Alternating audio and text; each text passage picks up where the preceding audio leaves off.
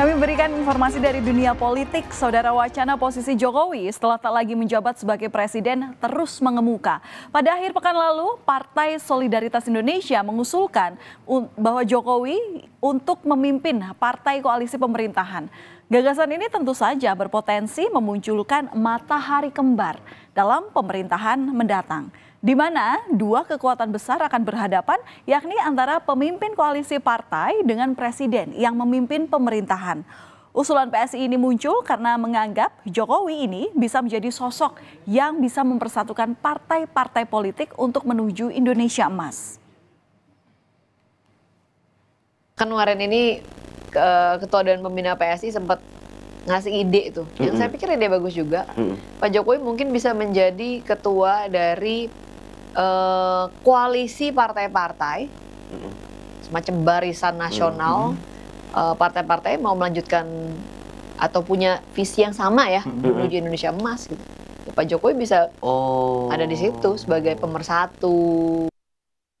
Tentu saja niatnya baik, mengatakan ingin menguatkan. Tapi jangan kemudian niatan ini mengacak-acak sistem tata negara, sistem politik, termasuk otoritas yang dimiliki oleh seorang presiden terpilih. Sekarang saja Pak Prabowo itu kan sudah dilihat dari dua kacamata.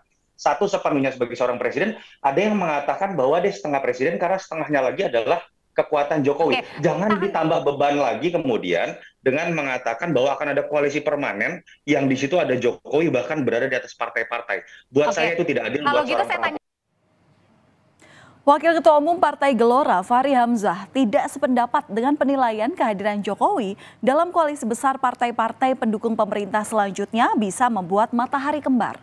Menurut Fahri, penilaian tersebut hanya sebuah kecurigaan yang berlebihan. Ia mengingatkan di periode kedua, Jokowi selalu mendorong agar rekonsiliasi politik terus berjalan. Hal ini bisa dilihat saat Prabowo Gibran menyatakan perlu ada keberlanjutan dari program-program di pemerintahan selanjutnya. Namun di sisi lain, Fahri menilai bahwa transisi kepemimpinan juga menjadi pekerjaan rumah yang perlu diselesaikan. With the system, jadi jangan ada ikhtiar-ikhtiar yang merusak konstitusi dan presidensialisme kita. Dan saya kira itu adalah komitmen kita berbangsa dan bernegara.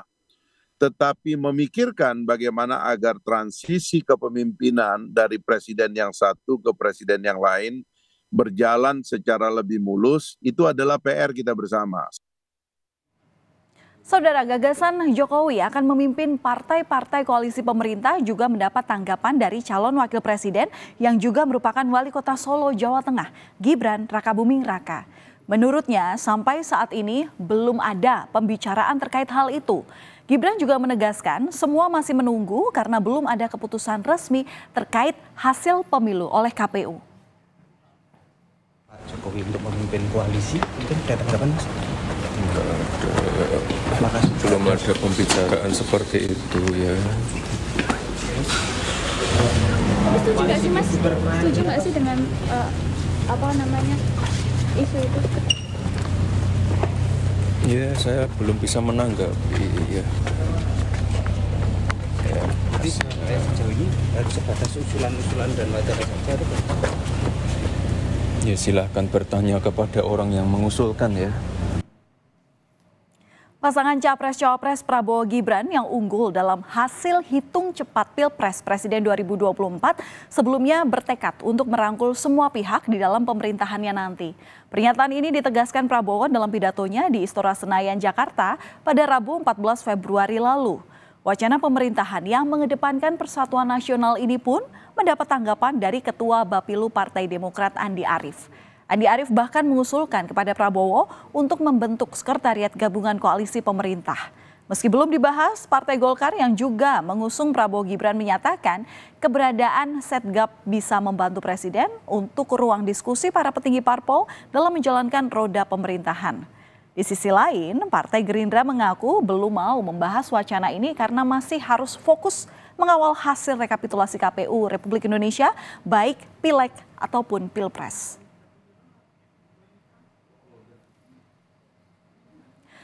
Saudara, di Pilpres 2024, pasangan Prabowo Gibran diusung oleh 4 partai besar yang lolos ke Senayan.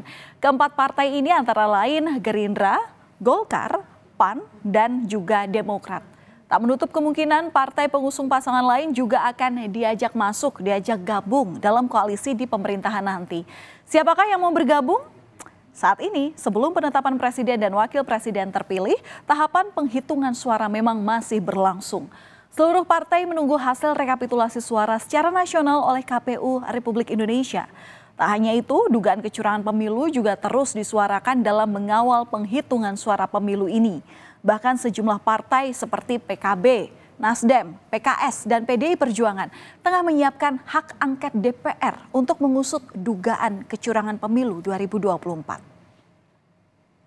Usulan Saudara Andi Arief tersebut, ya disebut sekretariat bersama, kami belum bisa memberikan tanggapan ya, karena untuk saat ini ya partai-partai termasuk kami sedang konsentrasi mengawal proses rekapitulasi berjenjang. Setelah selesai semua proses rekapitulasi dan ada keputusan resmi KPU hasil pemilu baik pileg maupun pilpres, mungkin baru bisa didiskusikan.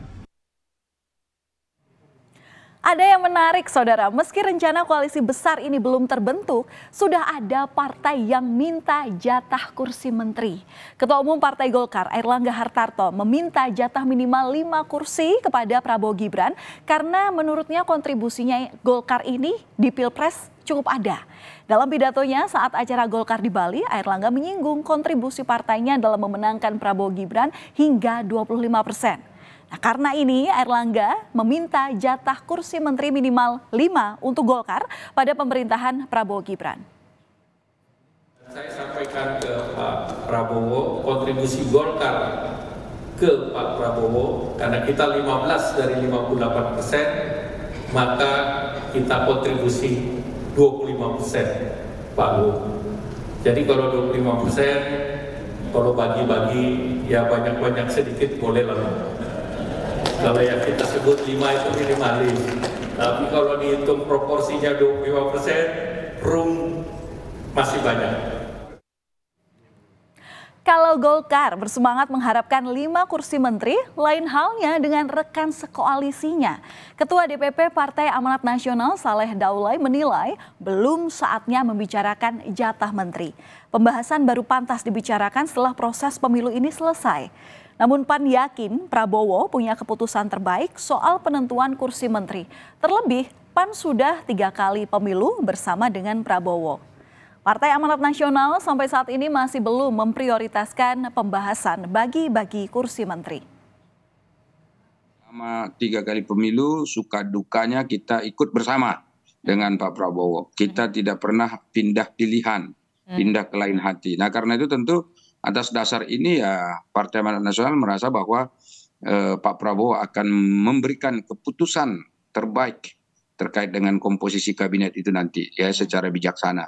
Soal pembicaraan kursi kabinet ini saya kira ya belum menjadi prioritas lah untuk sementara ini. Tapi kalau ada yang mau menyatakan misalnya soal kursi itu ya silakan ya. Tapi bagi PAN ini belum menjadi bagian prioritas untuk dibicarakan begitu.